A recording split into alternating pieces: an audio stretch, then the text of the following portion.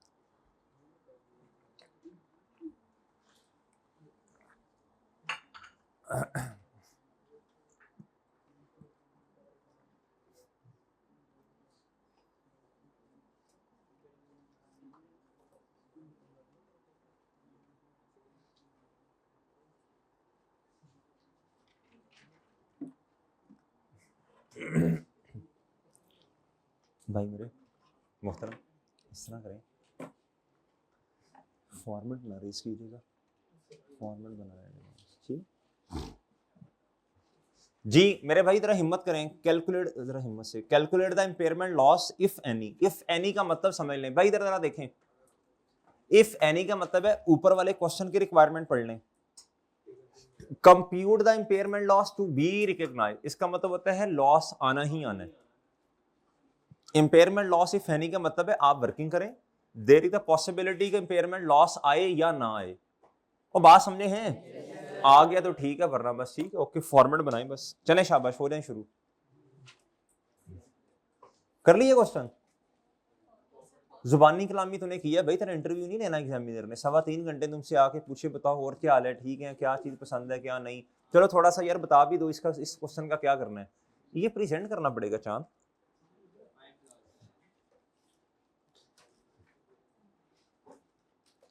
Compute the impairment loss if any in the value, ओ जज़ाकल्लाह शुक्रिया, in the value of plant to be recognized on 31 December 2021। Format बन गया बच्चों? Format बन गया मेरे भाई। कितनी चीजें क्वेश्चन में ढूंढनी है भाई आपने, कितनी चीजें ढूंढनी है जी क्वेश्चन में। अब छोड़ दें सारे क्वेश्चन, मेरे साथ पढ़ लें, फिर घर जाके खुद कीजिएगा। आप सारे इधर मुतवज्जे होना भाई। तारीख देखें जी, साल के एंड क्या है, जल्दी बोले शाबाश। ये लो, कहता जी ऑन 1 मार्च 2017, क्या मेरे भाई? कहता जी Germany limited imported automatic plant for ₹130, उसकी तरफ देखें वो चल पड़ता है प्लांट। कहता कितने का? 130 मिलियन का। द कमीशनिंग, कमीशनिंग का मतलब इंस्टॉलेशन, कहता वॉज कंप्लीटेड ऑन 1 जनवरी 2018 जी। अवेलेबल फॉर यूज बता दें, हाईलाइट कर लें। अच्छा सब बच्चे इधर देखें ना, अपना क्वेश्चन कर रहे हैं, घर जाके करना ना। अब मुझे बताओ मेरे भाई, इसकी टोटल कॉस्ट कितनी, पहले तो ये बताओ। 10 मिलियन इंस्टॉलेशन है, 140 हो गई ना, 140। और मेरे भाई डेप्रीसिएशन कब से चार्ज करनी है यार? जो जो डाटा इररेलेवेंट है ना उसको काटते जाओ ना फिर जी, ये काट दो ना, ये 1 मार्च, ठीक है मेरे भाई। कहता जी the economic life of the plant was 12 साल। मैंने समझाया था ये क्वेश्चन में कंफ्यूज करने के लिए देता है, इकोनॉमिक लाइफ को इग्नोर करना है। और यूजफुल लाइफ 8 साल। जितना अच्छा क्वेश्चन को रीड करेंगे उतना अच्छा सॉल्व करेंगे, सिंपल बात है। 8 साल है बच्चों, इसको पढ़ने में आधा मिनट लगेगा शायद आपका। The plant is being depreciated at 20% per annum using मेरे भाई रिड्यूसिंग बैलेंस मेथड। क्या बात समझे हैं आप?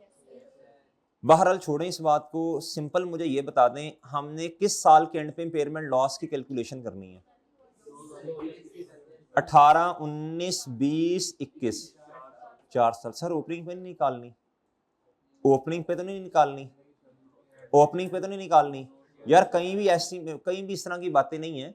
सही है जी। सर वो हम तो IS16 में ओपनिंग पे नहीं निकालते थे। ओ यार अल्लाह के बंदो, वो और था, वो IS16 था। डेप्रीसिएशन ओपनिंग एसेट्स पर साथ डिस्पोजल भी आ गया था, इधर कुछ और है।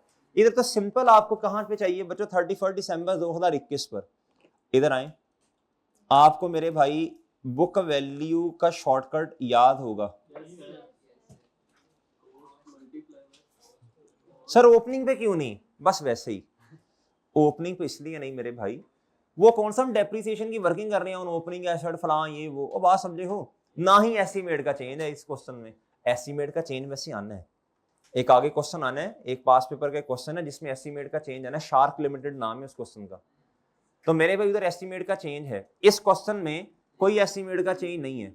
लिहाजा एस्टीमेट का चेंज जब बातें हम साल के शुरू में ले आते हैं ना, डेटा चेंज से फिर रेट भी कोई इस तरह की बात नहीं होंगी शायद। बहरहाल मान लें बात, इस क्वेश्चन में कोई भी इस तरह की चीज नहीं है। बुक वैल्यू 2021 के एंड पे चाहिए। कॉस्ट कितनी है जी बताएं? 140 मिलियन।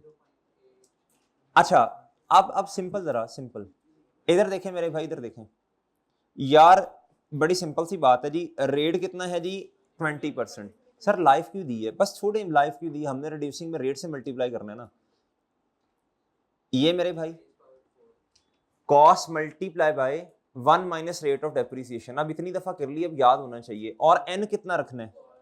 4 साल के बाद चाहिए ना। हाँ ओके, ओए ओके है, ओके मेरे भाई। 57 आ गई भाई। ये आपकी बुक वैल्यू आ गई है। क्या आ गई है मेरे भाई?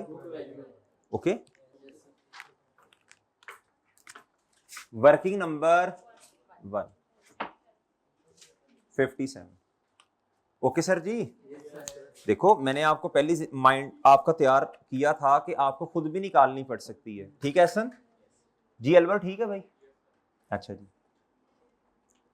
Due to declining demand. मैं जो पहली दफा पढ़ रहे हैं, आपने बिल्कुल परेशान नहीं होना, ठीक है ना। आपको सामने रख के मैं पढ़ा रहा हूं, वो बात समझ रहे हो मेरे भाई? इजी इजी ओके, कोई मसला नहीं है, कोई जल्दी नहीं है हमें।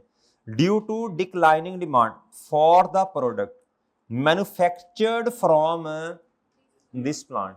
अगर आप प्री बैच और पोस्ट बैच का कंपैरिजन करें, यही वाला लेक्चर जिसमें ये मैंने 2 क्वेश्चंस करवाए होंगे, आप उसका टाइम नोट करें। प्री बैच में मैंने कितनी देर में करवाए हैं और पोस्ट बैच में मैंने कितनी देर में करवाए हैं, आपको टाइम में कोई फर्क नजर नहीं आएगा। आपको मेरे भाई कोई फर्क नजर ही नहीं आएगा टाइम में। शायद मैंने अभी जो क्वेश्चन करवाया उसमें ज्यादा टाइम लगाया है। क्या मेरी बात समझे हैं आप? क्या बात समझ गए आप कंपैरिजन कर लें तो सर फर्क फिर किधर आता है? इधर नंबर ऑफ लेक्चर्स कम है, और भाई इधर लेक्चर का ड्यूरेशन तो देखो कितना है। और समझ रहे हो, रोजाना आधा आधा घंटा ऐड करते जाओ ना, आपको खुद समझ आ जाएगी कितना बनता है एंड पे जाके। जी मेरे भाई, due to declining demand for the product manufactured from this plant an impairment test was carried out at 31 December 2021। ये इम्पेयरमेंट टेस्ट है। अब रिकवरेबल अमाउंट की तरफ आने लगे हैं। Following information has been gathered for impairment testing of the plant. कहता था current selling price now, current now immediately of a similar plant. यही वाला वो पुराने वाले पिछले सवाल में था, न्यू अगर परचेज करें तो, ये वो नहीं है। कहता इन द लोकल मार्केट, कहता इतने का बिक जाएगा। डीकमिशनिंग कॉस्ट, क्या बच्चों? डीकमिशनिंग कॉस्ट इसे कहते नहीं, एसेट को अनइंस्टॉल करना ना, रिमूविंग द एसेट, वो 2 मिलियन है। बता दें जी fair value less cost of disposal.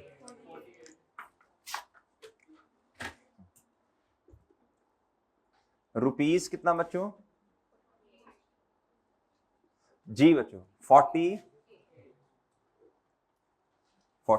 Done जी। जी वो एक टीचर बात सुना रहे थे, कहते यार एक वो, हाँ हमने जब पढ़ा था ना तो सर ने ना डी कमीशनिंग कॉस्ट को 15 मिनट में समझाया, असल में ये एक्चुअली ये होता है D commissioning cost, actually uninstall और ये वो फलां। अच्छा जी, अब वो इतना समझाने के बावजूद भी लेक्चर जब खत्म हुआ तो एक स्टूडेंट सर जी एक सवाल पूछना, कहते जी बेटा पूछें। कहते सर ये डी कमीशनिंग कॉस्ट क्या होती है? उन्होंने ऐसे देखा, उन्होंने कहा यार एसिड ਨੂੰ ਪੁੱਟਣ ਦੀ ਕਾस्ट ਹੁੰਦੀ है भाई, आप मेरे से ना पूछी जा टूर जा।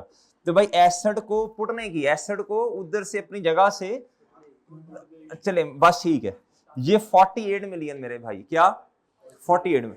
Next the plants net cell proceed at the end of useful life.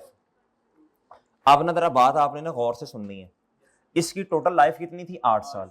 यार 4 तो गुजर गए हैं, पीछे रिमेनिंग कितने हैं?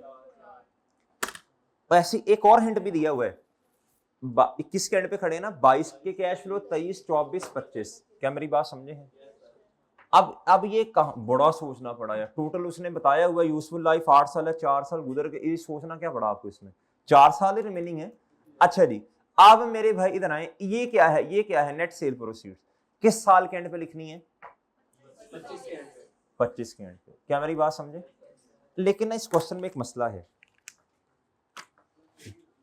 भाई मेरे, 21, 22, अच्छा ये, अच्छा सॉरी, ये और क्वेश्चन है ना। हाँ वो नाम क्या यार? जर नहीं, जेड एम अपनी मर्जी से थोड़ी करना तुमने, उन्होंने शॉर्टकट नहीं लिखा ना। अब मेरे भाई इधर 21 है, इधर क्या होगा? 22।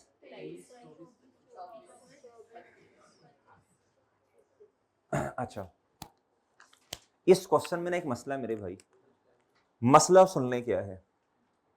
मसला ये है, इस क्वेश्चन में उसने नेट कैश फ्लोज दिए हैं। उमर साहब इधर देखें भाई, उन्होंने नेट कैश फ्लोज दिए हैं। क्या नेट कैश फ्लोज गिवन है? नेट कैश फ्लोज आते कैसे हैं यार? इसमें ना अच्छा खासा हमने टाइम लगाया है। पिछले क्वेश्चन में इनफ्लो लहदा थे, आउटफ्लो लहदा थे, फिर नेट कैश फ्लोज आए थे। इस क्वेश्चन में ऐसा नहीं है, इसमें उसने दिया गया है आपको और बेड़ा गर्क कर दिया, सवाल आसान नहीं हुआ। वो नेट कैश फ्लोज गलत है। नेट कैश फ्लोज मेरे भाई आते कैसे हैं? Inflow minus outflow. ठीक है जी, अब देखते हैं कि आगे क्या कहना चाह रहा है, देखते हैं। कहता जी the current market risk free rate of interest is 8%, however investor would ask additional return 2% for bearing the uncertainty inherent in such a. ये 2% क्या है? कोई समझा दे। ये रिस्क एसोसिएटेड है with this asset, discount factor कितना है? अच्छा जी, अब मेरी बात सुन लें, अभी इस डेटा को पढ़ते हैं। इससे पहले पहले जरा मेरी बात जरा गौर से सुन लीजिएगा भाई। अब आपको इतना पता है इधर डिस्काउंट फैक्टर कितना लेना है? 10%। कितना मेरे भाई? At the rate 10%। डन। अच्छा अब सुनिएगा जरा, ओ यार जो आ सकता है वो तो कर लो ना, क्या ख्याल है? नेट सेल प्रोसीड्स कितनी है यार? इसके नंबर तो आए, जरा बताना। ओ 11 कह रहे हैं, 4 कह रहे हैं, 4 मिलियन। कितनी मेरे भाई? बच्चों आपने कभी सोचा है कि दिन गुजरते जा रहे हैं, कसम से अकल नहीं आ रही जी। नेट सेल प्रोसीड्स ये। अब मुझे बताओ डिस्काउंट फैक्टर तो आप में से हर बच्चा लिख सकता है। इधर आपने एग्जामिनर को बताना है कि मैंने तुक्का नहीं लगाया भाईजान, ये असल में 2% इसमें ऐड किया तो ये 10% लिखा है। आप में से हर बच्चा लिख सकता है, एक नंबर मुफ्त का ये है। बाकी क्वेश्चन सॉल्व कर लेते हैं। -1 और समझे हो? नहीं समझे? समझ गए? अच्छा एक बात सुनना जरा सब, ये है 10 रुपए, मैं मिसाल दे रहा हूं ना, ढूंढने ना लगना क्वेश्चन में। ये है नेट कैश फ्लोज कितने हैं? नेट ऑपरेटिंग या जो भी लिखना है 8। अगर आपको ये पता चले कि ये 8 गलत है, उसने आपको ये नहीं दिया हुआ, ये नहीं दिया, ये 8 दिया है आपको, ये 8 हलवर उसने आपको दिया है, ये 8, और आपको बाद में पता चला कि ये 8 गलत है। अब ये गलत क्यों है? 2 रीजन हो सकती हैं, या तो ये गलत है या ये गलत है, या दोनों ही गलत है। ऐसे ही है ना? पहले समझें बात को, फिर आगे क्वेश्चन इंशाल्लाह सॉल्व कर लेंगे। ये 8 गलत है। 8 क्या है बच्चों? गलत है। क्या है बच्चों? और समझे हैं?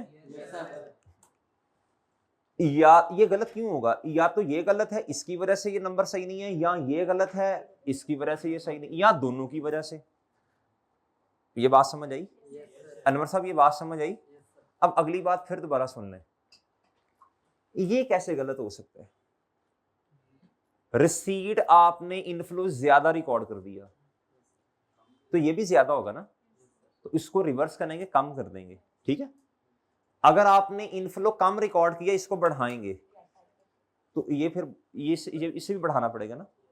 अगर भैया आपने रिसीट जो है ये ज्यादा रिकॉर्ड की है, तो ये भी ज्यादा ही होगा ना, तो इससे फिर कम करना पड़ेगा। और अगर आपने रिसीट कम रिकॉर्ड की तो ये भी कम, इसे फिर बढ़ाना पड़ेगा। आउटफ्लो का मतलब पेमेंट, अगर आपने ज्यादा रिकॉर्ड कर दी है पेमेंट, तो बच्चों तो ये कम है ना, इसे बढ़ाना पड़ेगा। अगर ये पेमेंट आपने कम रिकॉर्ड की है तो ये ज्यादा है। भाई 10 में से 4 निकालने 6 आता है, अगर आपने 5 निकाल दिए तो 5 आएगा, ज्यादा आपने पेमेंट कर दी ना।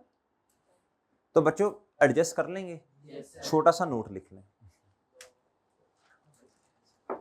Cash inflow is directly proportional to the cash inflow is directly proportional to the net cash flow, to the net cash flow.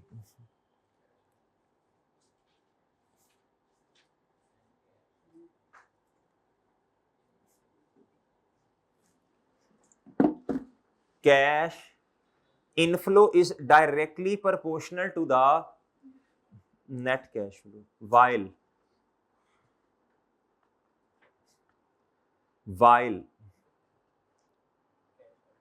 while cash outflow is inversely proportional to the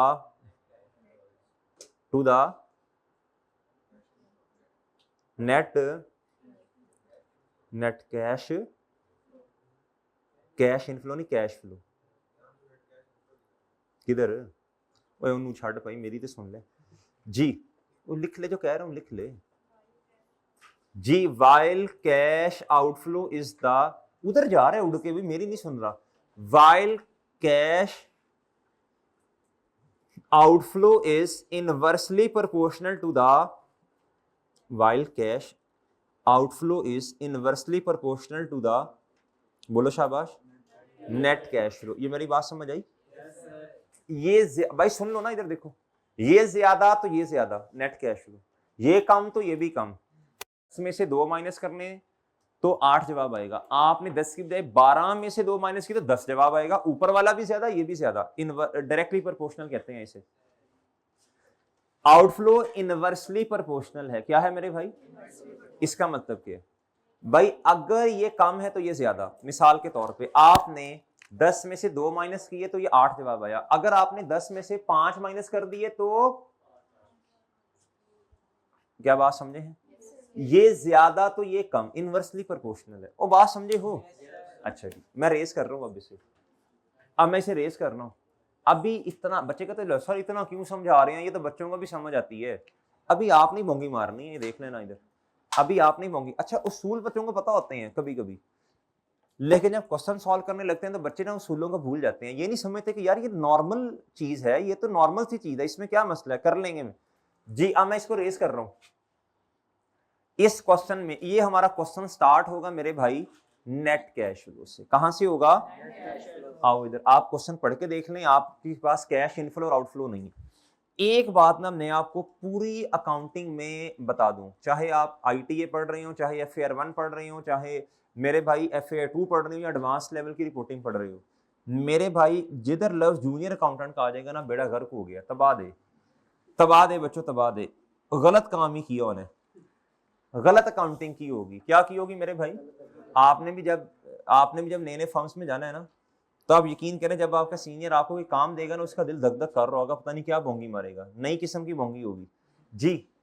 इसीलिए कहते हैं काम को, आप चीजों को पढ़ के जाएं, सीख के जाएं, इंशाल्लाह फर्म में थोड़ी सी इज्जत हो आपकी, वरना वो तो कर ही देंगे इज्जत अफजाई। A junior accountant has calculated following net cash flows. क्या मेरे भाई? अच्छा ये तुम्हें नजर नहीं आया कि उन्होंने नेट कैश फ्लो लिखा हुआ, ये तुम्हें आ गया नजर जी।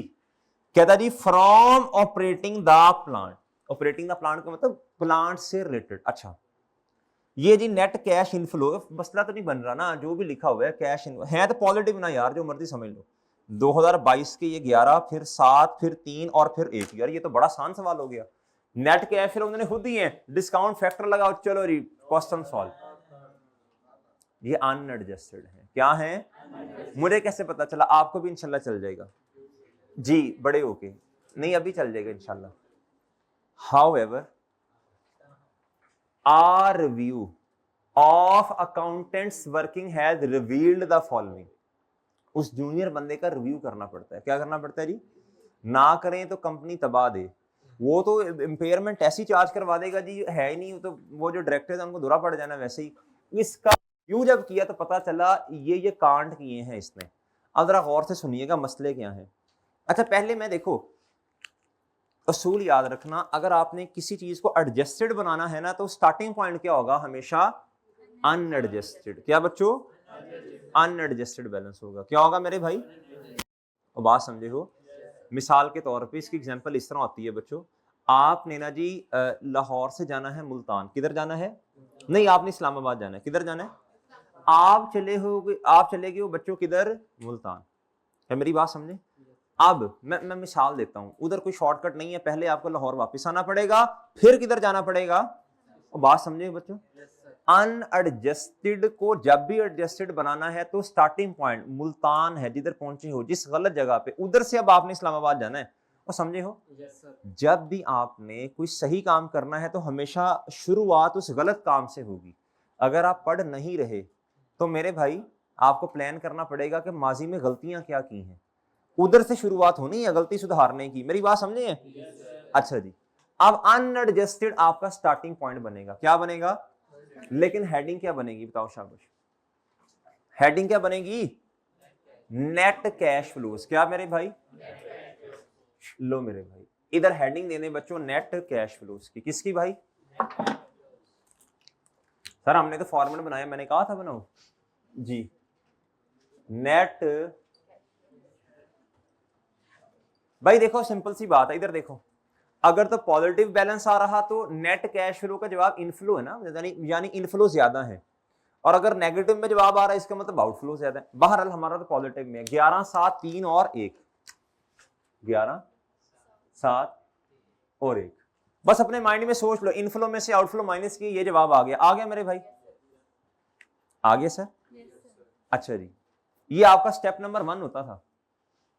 ये अनएडजस्टेड है। क्या है बच्चों? इसको सही करना पड़ेगा। मैं लिख देता हूं, ये क्या है बच्चों? अन जी। कहता जी depreciation of the plant has been included as an outflow in each year. अब यार मसला ये है उसने डेप्रिसिएशन भी नहीं बताई हुई है आपको, उसने आपको डेप्रिसिएशन नहीं बताई हुई, डेप्रिसिएशन नहीं बताई। आप मेरे भाई आपको खुद कैलकुलेट करनी पड़ेगी। कितने सालों की? इधर देखें, 22 की, 23 की, 24 की, 25 की। आपके पास बुक वैल्यू तो है, रेट भी है आपके पास। 57 मल्टीप्लाई बाय 20%। ये मैंने आपको इसका शॉर्टकट भी सिखाया था, अगर आपको याद हो। अगर आपको याद हो ना, इधर देखो बच्चों,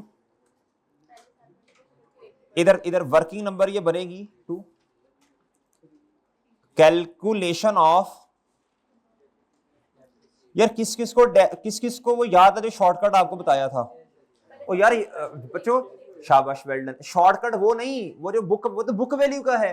और डेप्रिसिएशन का अपना भी तो है ना, रिड्यूसिंग बैलेंस मेथड में हर साल का जवाब पिछले साल से क्या आना है भाई? क्या आना है भाई? काम आना है। क्या आना है? इधर देखो डेट, चलो मैं फॉर्मेट बना देता हूं पूरा, फिर मैं आपका शॉर्टकट भी खैर मैं दोनों बता देता हूं यार। डेट डिस्क्रिप्शन, और क्या आपके पास 31 दिसंबर 2021 पर बुक वैल्यू है? 57। यार मुझे राउंड ऑफ करके बताना है मेरे भाई। 31 दिसंबर 2022 पर डेप्रिसिएशन, यार मैं ना मैं पहले लंबे मैं आपको करवाता हूं जी नॉर्मल तरीके से, रवायती तरीके से, फिर शॉर्टकट भी बता देता हूं, ठीक है? हर तरह का स्टूडेंट क्लास में होता है जी। 57 मल्टीप्लाई बाय 20%, सर 80% नहीं करना चाचू, वो बुक वैल्यू निकालने का तरीका है। डेप्रिसिएशन का मेथड तो क्या है, book value multiply by rate. जी कितना आया जी? जी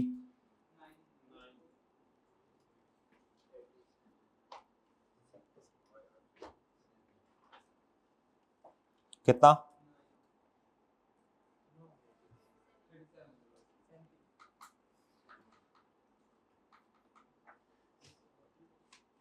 जी नेक्स्ट। वो टक टक क्यों कर रहे हैं जी? 37 मल्टीप्लाई बाई ये जी 30, फिर जी बच्चों 30 मल्टीप्लाई बाय 20%, जी 6 आ गया। कितना आया मेरे भाई? जी 24। जी मेरे भाई ये लो जी, लें सर आगे जवाब मेरे भाई। ये पहले साल की डेप्रिसिएशन, दूसरे साल की, और ये मेरे भाई तीसरे की, और ये यार लेकिन ना यार वो बच्चा मुझे ना, मैं कहता हूँ महान है जिसको वो कॉन्सेप्ट याद है। पहले साल की 11% आई ना भाईजान, अगले साल रिड्यूसिंग बैलेंस मेथड में अगले साल का जवाब जो है ना भाई इससे कम होना है। यार ये कॉमन सेंस है, ये कि फॉर्मूला तो नहीं है, फॉर्मूला तो असल में यही है, ये तो कॉमन सेंस है। इसका करो 80%, इस 11 ने 20% रिड्यूस होना है, तो कितने से मल्टीप्लाई करूं? वो सही है। ये इस तरह कर लो ना, इस तरह कर लो, रिड्यूसिंग बैलेंस मेथड में इस तरह समझा करो। इस एक्सपेंस ने 20% से कम होना तो 80 से मल्टीप्लाई करूंगा ना। इस 9 ने भी 20% से कम होना है। राउंड ऑफ की वजह से थोड़ा बहुत तो फर्क आना ही है ना जी। इधर भी तो राउंड ऑफ ही किया हुआ है जी। इधर जी 7 multiply by, okay sir, okay. अब मेरी बात सुनो, ये उसने आउटफ्लो के तौर पे लिया है। किस तरह लिया है मेरे भाई? जब उसने आउटफ्लो के तौर पे लिया तो आपका नेट कैश फ्लो क्या हो गया है भाई? सिंपल सी बात है, कम हो गए। अब क्या करना पड़ेगा? डेप्रिसिएशन। क्या बच्चों? वर्किंग नंबर 2 बताएं जल्दी, शाबाश। कितना भाई? हाँ,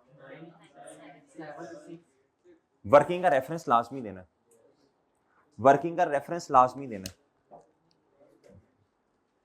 वो ठीक है भाई, मैंने आपको दोनों तरह बता दिए। अगर सिर्फ डेप्रिसिएशन निकालनी हो ना रिड्यूसिंग बैलेंस मेथड में, तो ये प्रेफरेबल है। ठीक है भाई, बच्चों बोलो तो सही। जी अगले 2 पॉइंट्स बड़े आसान हैं। कहता यार हजम करना है या समझ आ गया? ये हजम करना है या समझ आ गया? ऐसा क्यों किया? ओ अल्लाह के बंदो, पहले बताओ डेप्रिसिएशन को ऐड बैक किया क्यों है, ये बताओ। उसने गलती से ना cash flows, net cash flows कम कर दिए ना। क्या एक्सपेंस आना है डेप्रिसिएशन? क्या डिडक्ट? नहीं। तो अब क्या करो, बढ़ाओ ना। वो जूनियर बंदे को बेचारे को क्या बताओ, उसने तो अपनी तरह से कैलकुलेशन कर दी है जी। टैक्स पेमेंट, ये भी क्या है मेरे भाई? टैक्स पेमेंट, ये भी आउटफ्लो है of ₹2 million has been include. ओ यार उसने बताया भी है। अच्छा ये बता भी दिया ना, पेमेंट आउटफ्लो ही होता है। खैर इन, यार ये तो बहुत आसान है। टैक्स जी, और ठीक है, आउटफ्लो बढ़ाएंगे ना। इस ये तो वैसे भी एक्सपेंस नहीं, आउटफ्लो नहीं है, इसलिए इसको ऐड बैक किया। इसको क्यों किया? इसका तो इंपैक्ट हम लेते नहीं है ना, प्री टैक्स रेट नहीं लेना नीचे हमने। अच्छा सर इस सवाल में तो उसने बताया ही नहीं है प्री टैक्स है या पोस्ट है भाई, इसे प्री कंसिडर करना है बस, खत्म। आगे इनफ्लोज, क्या?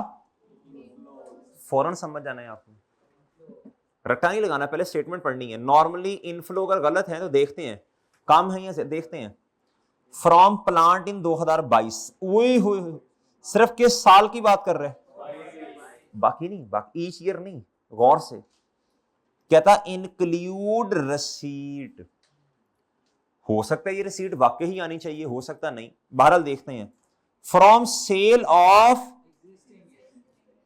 Amounting to ₹3 million. यार ये भी बच्चा समझाए क्या कह रहा है भाई? देखो बड़ी सिंपल सी बात है, आपने जब फ्यूचर कैश में लगाया होगा तो इनफ्लो आउटफ्लो लिए होंगे, लेकिन जब आपने फ्यूचर में जाके एक्चुअली वही वाली गुड्स या इन्वेंट्री बेच दी है बच्चों, तो अब उससे तो आपको एक्चुअल में पैसे आए हैं। अब वो जो एक्चुअल में पैसे आए हैं उसको दोबारा ऐड या कोई लेस पेमेंट को लेस और रसीद को ऐड करना है आपने? करना है भाई? नहीं करना। वजह डुप्लीकेशन, इसको तो ऑलरेडी आपने इसका इंपैक्ट ले लिया ना। अच्छा जी, आप बच्चों ओ भाई समझे हैं? अच्छा जी, आप मुझे बताएं ये सिर्फ किस साल का मसला? सेल ऑफ इन्वेंट्री या इन्वेंट्री जो भी आपने लिखना है। आप सुने बात, सिर्फ आना है 22 में। अब सवाल ये पैदा होता है पॉजिटिव से या नेगेटिव से? देखें आपने इनफ्लो ज्यादा रिकॉर्ड किया ना, जिसकी वजह से ये ज्यादा है, ये ज्यादा है ना, इसको एडजस्ट करने के लिए अब कम करना पड़ेगा ना। आपने रसीद ज्यादा ले ली है तो अब कम नेगेटिव से लिखेंगे ना, सिंपल है। सर इन सालों में कुछ नहीं करना, नहीं मेरे भाई इन सालों को कुछ भी नहीं करना। इस साल को कर तो दिया, इन सालों को कुछ भी नहीं करना जी। वो स्लिप ऑफ टंग है मेरे भाई जी। ओए ओए ओए ओए ओए। अच्छा आप देखें, मेरी बात सुने, इधर देखें। अब अगर आप चाहते हैं, देखो मेरी बात सुनो, नंबर नहीं कटेंगे। अब आपके पास ये सारा डेटा है, आपने ये 4 ऐड करके टोटल लिख दें बेशक, या फिर मेरे भाई एक और चीज ऐड कर दें, नेट कैश फ्लो। अच्छा नहीं भी करना तो मसला नहीं है, आप बस सिंपल रखें ना चीजों को। नेट कैश फ्लोज आ गए, नहीं ऐसे नहीं करना तो इधर देखें, आप लिखें नेट कैश फ्लोज। कौन से वाले? रिवाइज्ड या बताएं कितने आते हैं,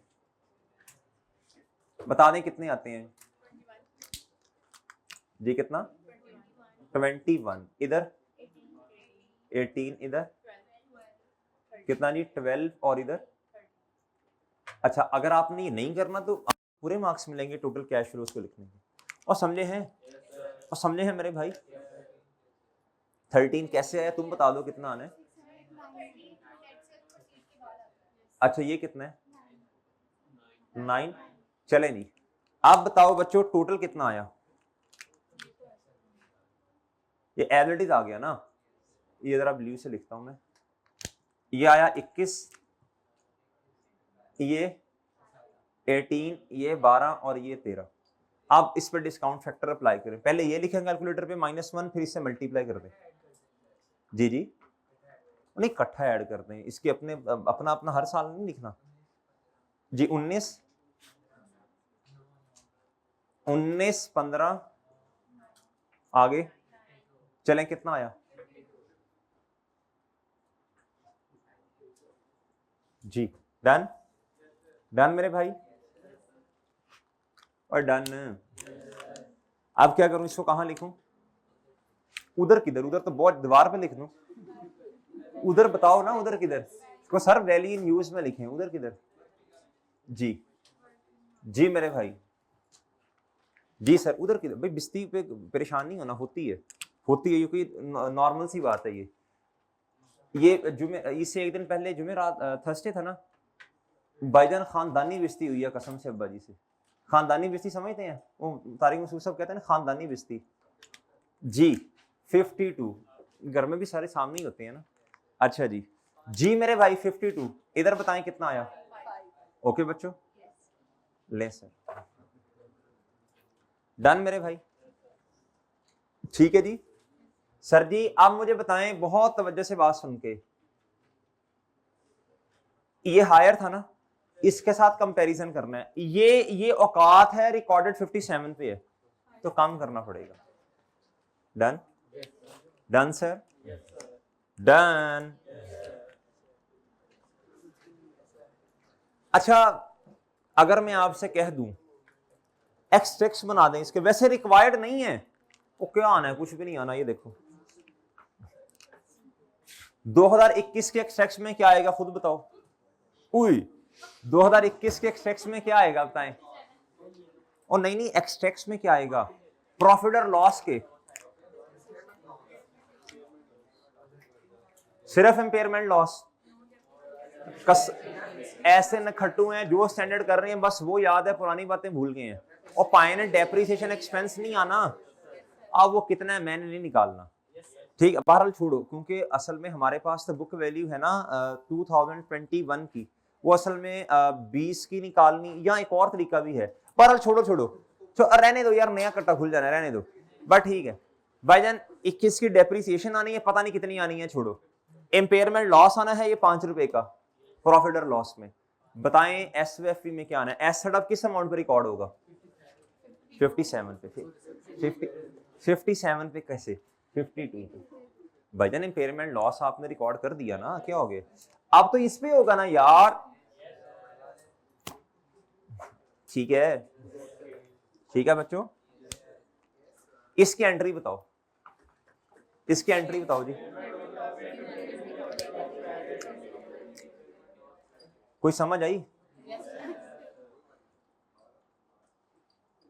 5 ये, हाँ मैं पूरा नहीं लिख रहा, बस समझ जाना। ओके चलो, ये एंट्री है, और बात समझे हो? बुक वैल्यू एसेट की कैसे आती है पता है आपको? कॉस्ट माइनस कॉन्ट्रा, 2 कॉन्ट्रा सीखे हैं हमने, ये भी तो कॉन्ट्रा है ना मेरे भाई, ये भी क्या है मेरे भाई, कॉन्ट्रा। एक्यूमुलेटेड इंपेयरमेंट लॉस भी कॉन्ट्रा है, डन मेरे भाई। और एक्यूमुलेटेड डेप्रिसिएशन भी कॉन्ट्रा। बुक वैल्यू एसेट की ऐसे आती है मेरे भाई, बुक वैल्यू एसेट की ऐसे आती है, ऐसे, SO, ये नोट करना है, ये नोट करना है, ये नोट करना है।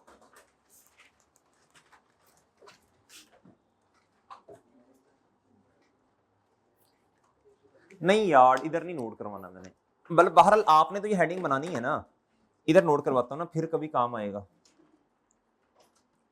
जी।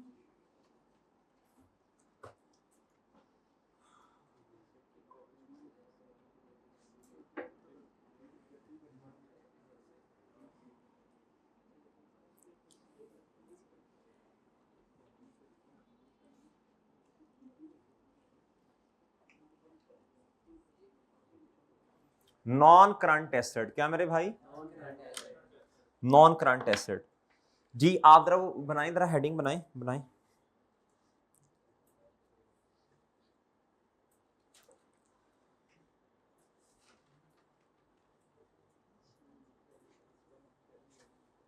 बनाओ बनाओ जल्दी करो शाबाश।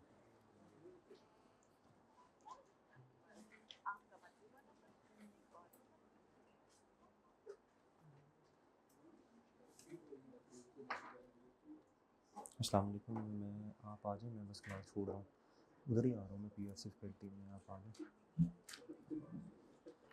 मैं आ रहा हूँ बस 2-4 मिनट में।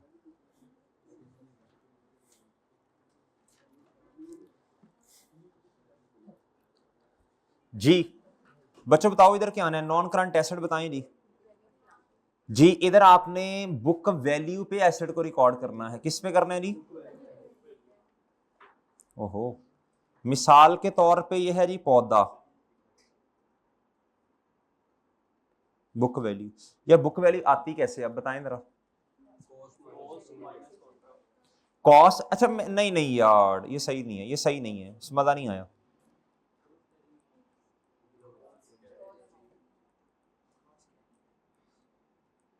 What is gross carrying amount? नहीं यार, यहाँ कॉस्ट, यहाँ revalued amount minus,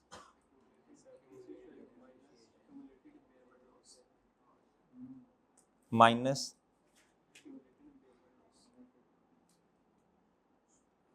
accumulated important loss, ठीक है जी। ओके बच्चों,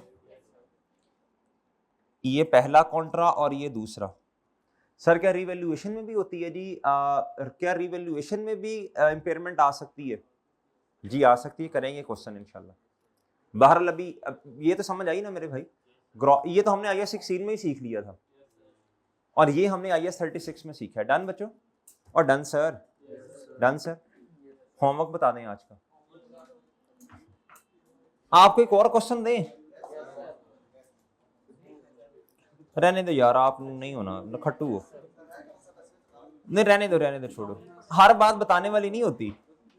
इधर देखें जी भाई, सुन लो ना, चुप हो जाओ, बैठ बैठ जा भाई। जान होमवर्क क्या है? पास्ट पेपर क्वेश्चन नंबर 3, मतलब अभी जो हमने किया, और 4, ये दोनों आपने हाथ से करके आने हैं आपने। उसके बाद बच्चों आपने वैली इन यूज में क्या क्या चीजें आनी है, इसको रट के आना है। क्या करना है? ऐसे गोल के पीना है। डन मेरे भाई? चलें जी, ठीक है जी, इजाजत दीजिए फिर। अल्लाह हाफिज।